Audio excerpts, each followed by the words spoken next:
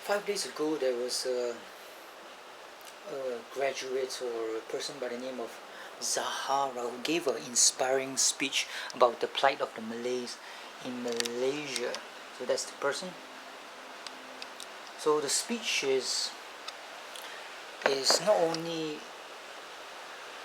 for the Malays. It's not like specific for the Malays in Malaysia. It's actually for the whole world. The young fellas, the young ones, the 20-ish people, the 25s, the 30s. It's for everybody. The youngsters. The, as some people will call it, the lost generation. The generation that did not start up, because the old generation was forced to retire later in life. Therefore there will be less jobs for the younger generation who are graduating now, to find that in the world there's less jobs for them, and there are not enough jobs for the new fellas that are graduating. It's a sad fact of life. Everything has been roboticized. Nobody wants to work in a factory. Okay, it's boring, it's monotonous, it's just robotic work, which nowadays, like the word robotic work, has been given to the robots. You look at the like the car factories, it's all mechanized, it's all robots making the factories. You go to Germany, it's all, I mean not all, but most of it has been like using robots. That's the way of the future. Everything done in the factories. Last time, maybe 30 years ago, you needed like say 1,000 people. Now it's like all mechanized and roboticized. You only need about 100 people. So there's less work out there. It's a good thing. Nobody wants to work in a boring ass job. But of course people say, oh, it's the same thing as last time. I mean, as time goes by, we will survive. There will be some new jobs being created, like software engineers and all those things. But from how I see it, I don't think there will be enough new jobs created for the young generation. How many computer jobs can there be? Working in a corporation and working on code and software doesn't seem like it's that nice at all. Not for me. So whatever she said in the video is, the younger generation is living paycheck to paycheck. It is very hard, it's very suppressive, and she feels very, very gloomy. I feel you, girl. It's it's how the world is right now, and it's even worse in America, where the education system has been privatized and they've been taking out like 50 US grand, 50,000 US dollars worth of debt once they graduate, and that's quite a big debt. And I think they were saddled with quite a high interest rate as well. So if they can't find work in America, they will end up in low paying jobs, and the low paying jobs is not enough to like pay off the debt they are in.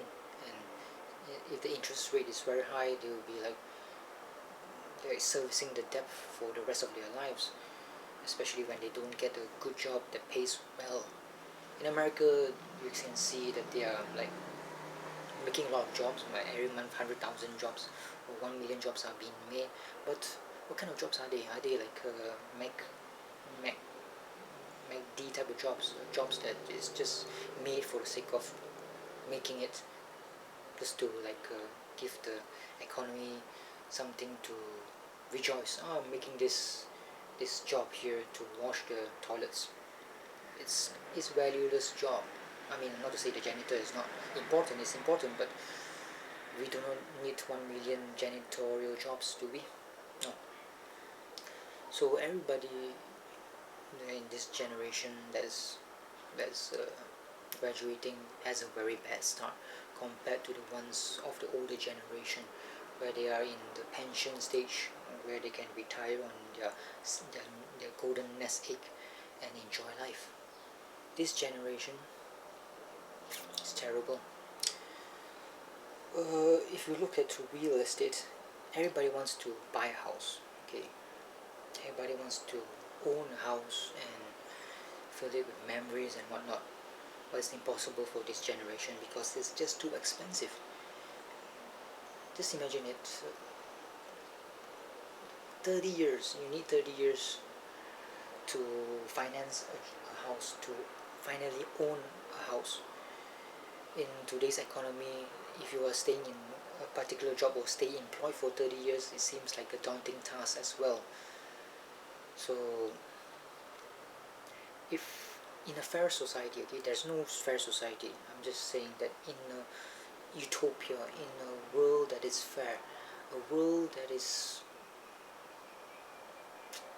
not governed by capitalism, not governed by greed, a society that is all governed by altruism and good-heartedness and nothing to do with the dollar signs, nothing at all.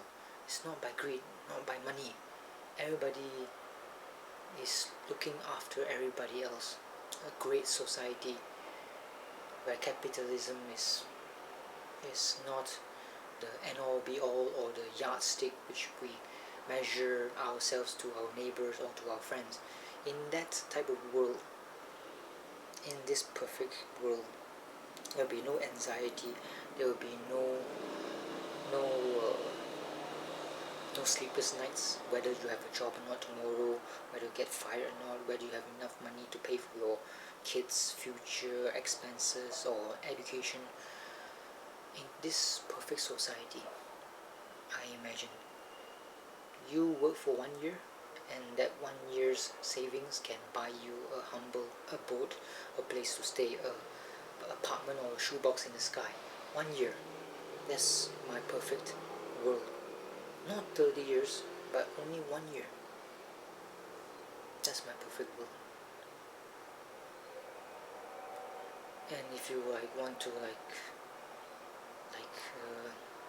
buy food,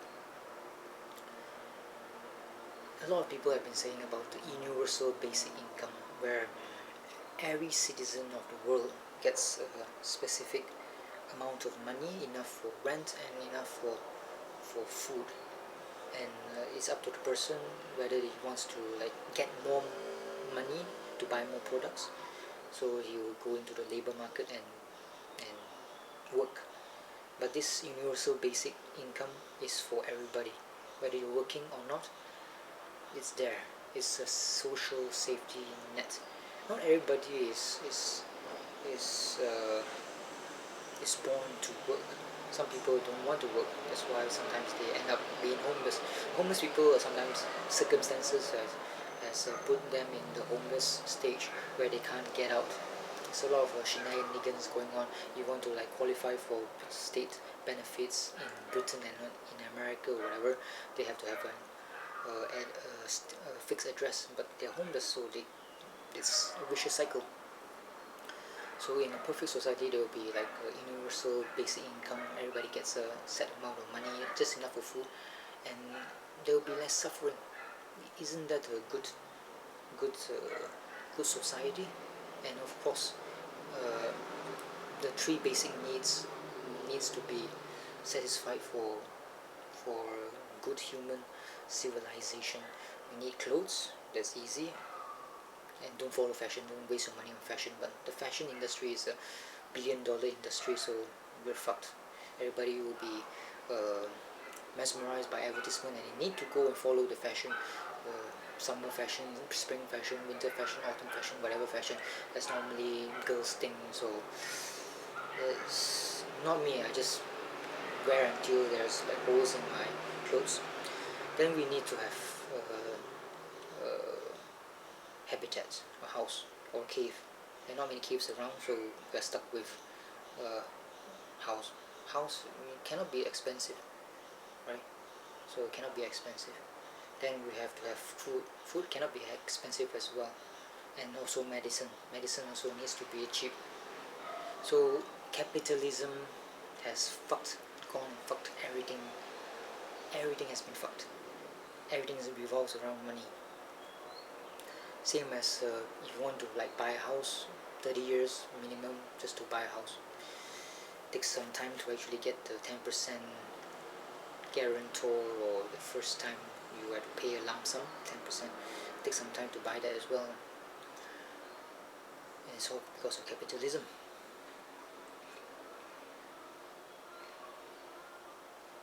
And why is all these things so expensive?